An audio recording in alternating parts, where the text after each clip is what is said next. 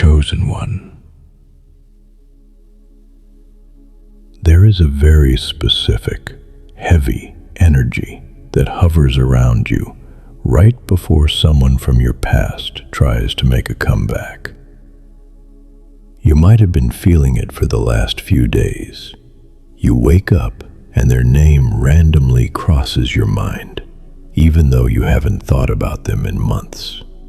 You get this strange, anxious flutter in your chest when your phone vibrates. You can actually feel someone energetically pacing back and forth outside the perimeter of your life, trying to figure out how to knock on the door. They are drafting the text message. They are deleting it. They are staring at your profile.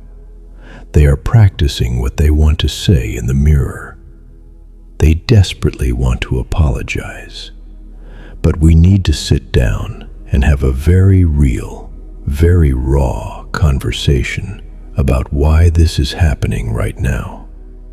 Because this is not your average, run-of-the-mill apology.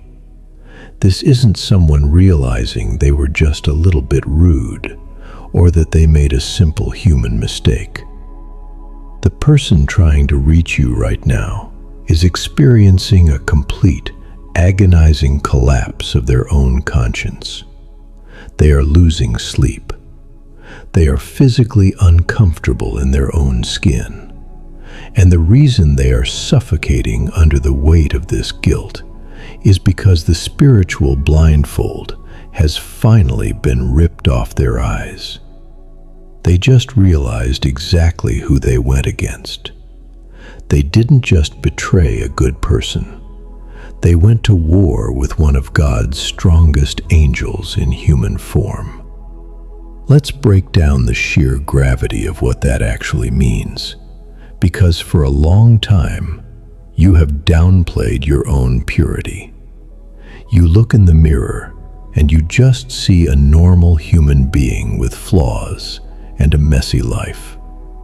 But that is not what the spiritual realm sees, and it is certainly no longer what your enemies see.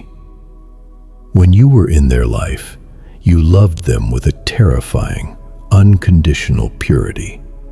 You gave them grace when they absolutely deserved judgment. You covered their flaws. You prayed for them behind closed doors. You brought a frequency of peace into their chaotic, miserable existence that they had never experienced before. You were literally breathing heavenly oxygen into their lungs.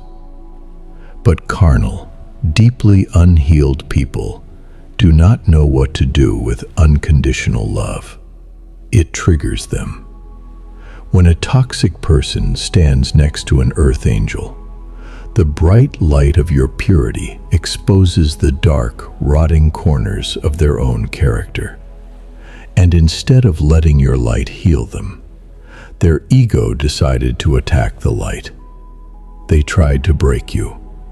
They lied to you. They took advantage of your endless forgiveness. They thought that because you were kind, you were weak. And then, you walked away. You packed up your grace, you took your halo, and you quietly exited their reality. I need to explain the psychological phenomenon of what happens to a toxic person after an angel leaves the room. I call it spiritual asphyxiation. When they first pushed you away, they probably felt relieved. Their ego threw a little party. They thought, "Great, I'm free. I can go back to my old habits. I don't have this bright light exposing my bad behavior anymore." They went out into the world looking for a replacement. They tried to find new friends, new relationships, new people to fill the massive void you left behind. But the real world is incredibly cold. The new people they met didn't offer them grace. They offered them conditions. The new people didn't pray for them. They used them. Suddenly, They are standing in the freezing cold, realizing that the warmth you provided was a once-in-a-lifetime miracle. They are choking on the toxic air of their own environment because they got used to the pure oxygen you provided. Every single time someone treats them badly, their brain instantly flashes back to how gently you used to treat them. The contrast is literally driving them crazy. Your absence became a daily, brutal punishment. That is why they want to apologize. The guilt of realizing they held a literal diamond in their hands and threw it in the dirt is eating them alive. They realize they went against someone who was marked, protected, and sent by God to bless them, and they spit in the face of that blessing. But here is where we need to have a serious masterclass on discernment. When that apology finally comes, when that long paragraph shows up on your phone, or they pull you aside to tell you how incredibly sorry they are, you have to look incredibly closely at the motive behind the words. You have to ask yourself, are they apologizing because they are genuinely horrified by the pain they caused me? Or are they apologizing because they are in pain and they want me to be their painkiller? This is the empath's biggest trap. I call it the Painkiller Apology. A toxic person's conscience will eventually start burning them. The guilt gets too hot. So they come running back to you, the earth angel, holding out their burned hands, begging you to put ice on the wound. They want to say, "I'm sorry," so that you will look at them, smile your beautiful angelic smile, and say, "It's okay. I forgive you. You aren't a monster."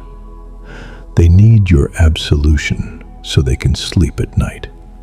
They want to use your forgiveness as a rag to wipe the blood off their own hands. Listen to me very carefully. You carry the frequency of heaven, but you are not their savior. You do not have to absorb their guilt just to make them feel comfortable again. When you understand that you are an angel in human form, you also have to understand the full anatomy of an angel. The angels we read about in the ancient texts were not just soft, crying babies playing harps on fluffy clouds. They were warriors. They carried flaming swords.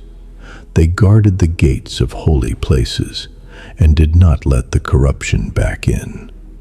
You are allowed to have a sword. You are allowed to guard your gate. You can absolutely forgive them. Forgiveness is a requirement for your own spiritual hygiene.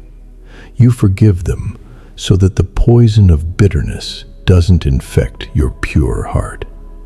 But you can forgive them from 1,000 miles away.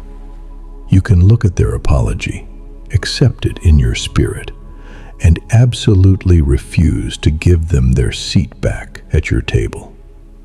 God did not give you this massive, beautiful, empathetic heart so that it could be used as a doormat for people who only appreciate you after they have completely destroyed you. When they come to you, shaking with regret, trying to hand you their heavy, miserable apology, I want you to remember your worth. You do not need their closure. You do not need them to admit they were wrong in order for you to heal. You already healed. You already took the broken pieces of your heart to the Creator, and He put you back together stronger, brighter, and more powerful than you have ever been. Their apology is about them, not you. It is about their karma, their guilt, and their absolute shock that they survived going against God's property. Hold your sword. Keep your gate locked. If you decide to read their message, read it with the absolute, unbothered peace of someone who knows exactly who they are. You are a rare, breathtaking force of light in a very dark world, and they will spend the rest of their lives regretting the day they tried to put your fire out. I want to open the floor to you today, because navigating apologies as an empath is one of the hardest things we do. Have you ever received one of those painkiller apologies from someone who just wanted you to make them feel less guilty? How did you handle it? Did you lock the gate? Share your story in the comments. Your experience is going to validate someone else today who is staring at a text message, wondering if they should reply. Keep your light bright and keep your boundaries entirely bulletproof. We will talk again soon.